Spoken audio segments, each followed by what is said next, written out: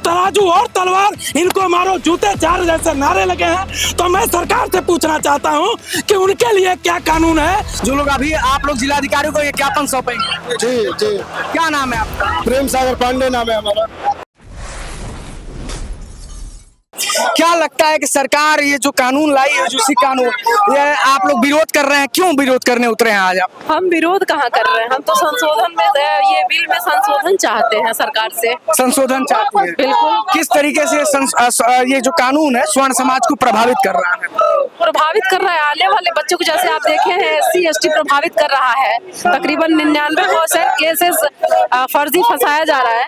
ऐसे इसी में इस बिल में भी, यूजीसी बिल में भी फर्जी छात्रों को, छात्राओं को फंसा करके उनका भविष्य खराब किया जा रहा है। कि जातिगत नेत्र भेदभाव आधार पर जब अगर विश्वविद्यालय में होगा तो एक इक्विटी कमेटी का गठन करे विश्वविद्यालय, और वो विश्वविद्यालय उस पर निगरानी करेगी कि किसी भी छात्र के साथ जाति नस्ल भेदभाव आधार पर कोई जो है भेदभाव न किया जाए। हम उसका समर्थन करते हैं, हम कभी उसका विरोध नहीं करते हैं। अगर जातिगत भेदभाव है, जो भेदभाव कर रहे हैं उनको सजा अगर है, तो क्या हमने ये नहीं देखा है कि जेएनयू में तिलक तराजू और तलवार, इनको मारो जूते चार जैसे नारे लगे हैं। तो मैं सरकार से पूछना चाहता हूं कि उनके लिए क्या कानून है। हम सवर्णों का क्या यह अधिकार भी नहीं है कि हमारे ऊपर कोई अत्याचार हो तो उसके लिए वो कमेटी हमको सुन पाए।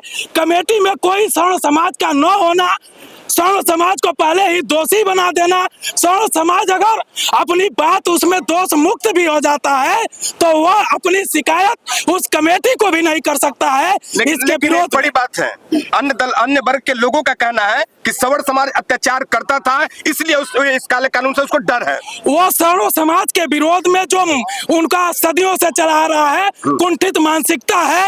एक तरफ जो है वही लोग कहते हैं कि ये मुट्ठी भर लोग हैं, वोट की राजनीति है, क्या करेंगे।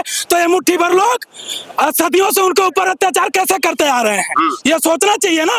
उन लोगों को ये सोचना चाहिए जो लोग विरोध में हैं कि इससे आपसी वैमनस्यता बढ़ेगी। सवर्ण समाज के बच्चे आज स्कूलों में जाते हैं, स्कूल में हम अध्ययन एक साथ करते हैं, चाहे वो सवर्ण समाज के बच्चे हों, OBC बच्चे हों, SC ST हों, आदिवासी हों, एक क्लास में अध्ययन करते हैं, एक कैंटीन में हम लोग खाना खाते हैं, एक साथ परीक्षा देते हैं।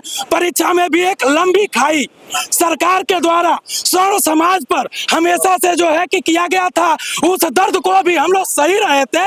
लेकिन केवल हमारा दोष, हम सवर्ण समाज में पैदा हुए हैं और इसलिए यूजीसी का ये एक्ट ला करके मैं उस सरकार से पूछना चाहता हूं, क्या OBC आपने गठन किया है?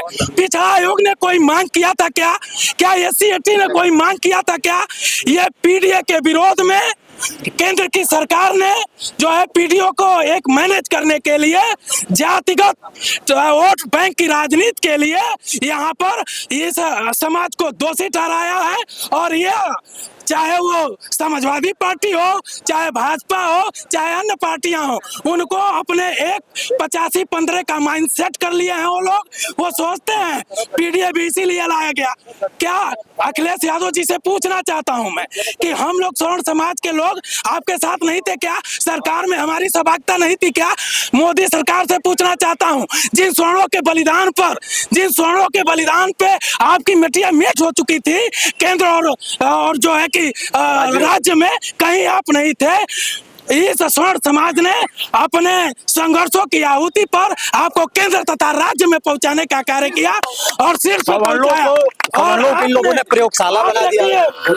जो मुस्लिम, यही कांग्रेस ने मुस्लिम तुष्टीकरण की राजनीति किया था और 70 साल जो है के बाद उसको सत्ता से फेंकने का काम हम लोग किया।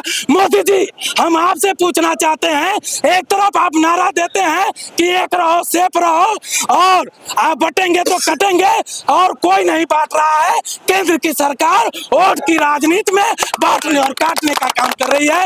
इसलिए हम सभी सवर्ण समाज, अभी तो ये अंगड़ाई है, आगे